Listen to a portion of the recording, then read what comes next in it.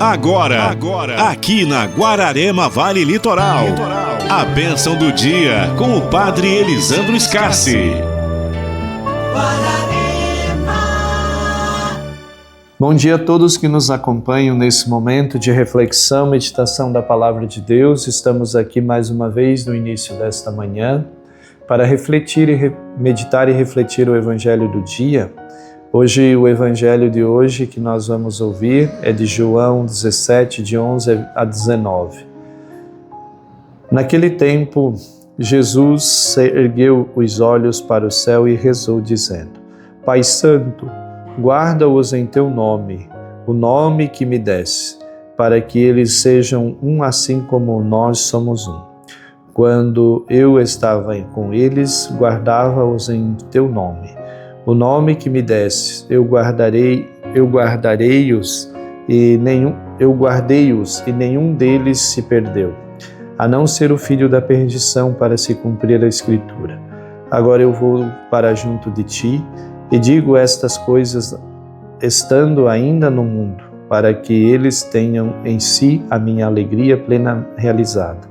Eu lhes dei a tua palavra, mas o mundo os rejeitou, porque não são do mundo, como eu não sou do mundo.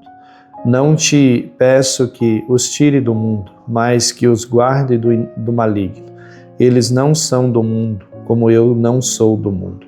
Consagro-os na verdade, a tua palavra é verdade. Como tu me enviastes ao mundo, assim também eu os enviei ao mundo.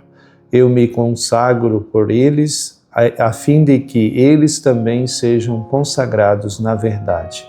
Palavra da salvação. Glória a vós, Senhor. Meus queridos amigos e amigas, aqui esse trecho do Evangelho é uma continuação do Evangelho de ontem que nós ouvimos, da oração que Jesus fez de agradecimento. E agora Jesus ele faz um pedido ao Pai que Deus conserve aqueles que ele confiou a Jesus, proteja, Jesus usa uma expressão bonita, guarde, E guardar, às vezes a gente acha que é esconder, colocar num lugar escondido, guardar. Às vezes a gente tem essa mentalidade, quando se fala em guardar alguma coisa, é esconder num armário, num guarda-roupa, numa sala, num quarto. Não é isso que Jesus está falando. Tanto que ele diz assim, o guardar aqui de Deus é proteger.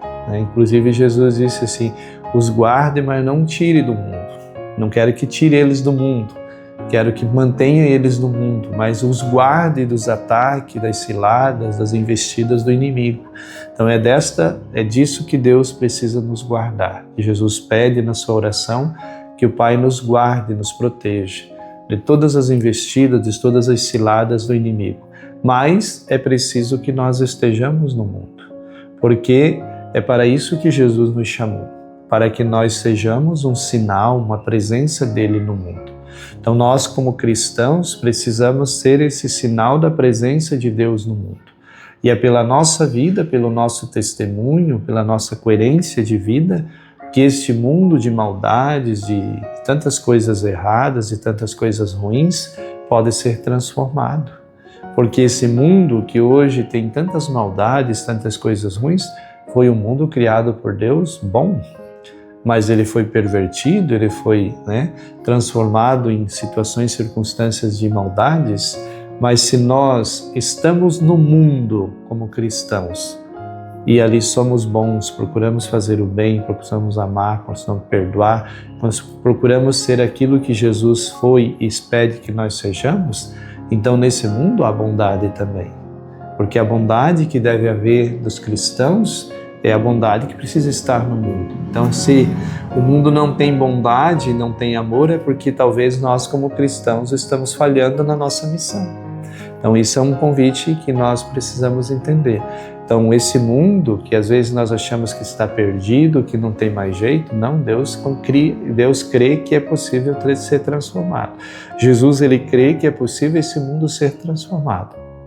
Por isso, ele nos deixou como sua igreja, como seus representantes, como seus seguidores, como suas testemunhas neste mundo em vista do quê? De que a nossa vida, o nosso testemunho, a nossa prática de amor, de bondade possa e transformando esse mundo. Então, mesmo que às vezes sejam pequenos atos, pequenas práticas de amor, né, mas isso é igual aquilo que Jesus, né, usando aqui o comparativo que Jesus faz, né, do fermento na massa. O fermento não é mais do que o trigo, né, não é mais. Ele é uma pequena quantidade que quando você bota ali no meio do trigo, some, não é verdade? E ele vai estar ali misturado. Quando você come o pão, você não vê o fermento, não é verdade?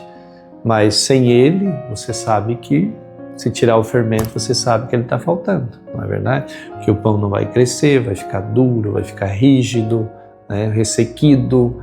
Agora, você coloca aquela pequena pitadinha de fermento ali numa bacia de massa, ali ele vai levedar, vai transformar aquela massa. É isso que nós precisamos ser, mesmo que talvez sejamos ainda a minoria, mas não é por isso que não podemos ser esse sinal do amor de Deus, da presença de Deus no mundo.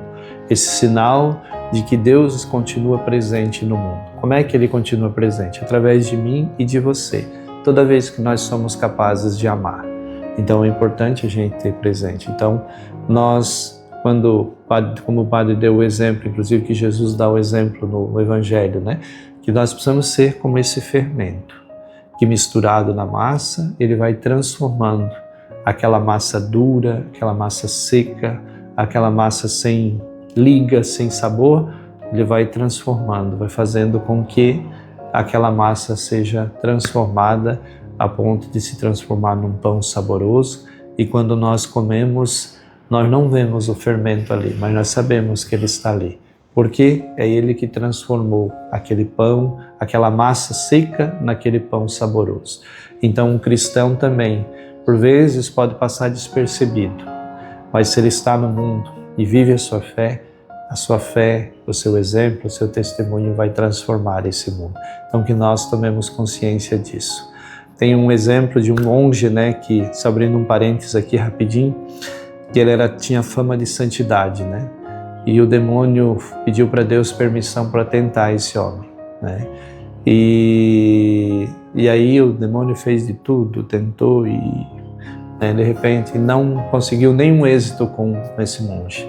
Aí ele disse assim para Deus, né, o demônio: se tiver 3 homens desses no mundo, eu estou perdido. 3, não precisa mais do que 3 santos assim no mundo, né? Então, se tivesse 3 santos desses no mundo, o demônio estaria perdido. Então, às vezes a gente acha que precisamos de muito para vencer o mal. Não, o mal não é poderoso, tanto como a gente imagina que ele é, né? O amor é mais poderoso, porque o amor já venceu o mal. Não foi o mal que venceu o amor, mas o amor que venceu o mal.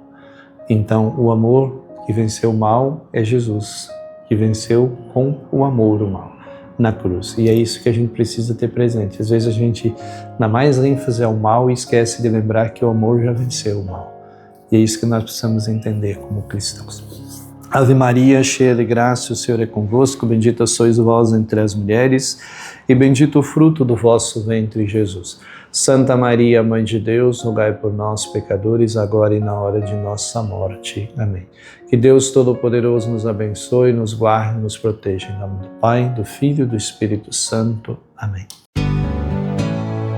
Você ouviu aqui na Guararema Vale Litoral. A bênção do dia com o Padre Elisandro Scarsi.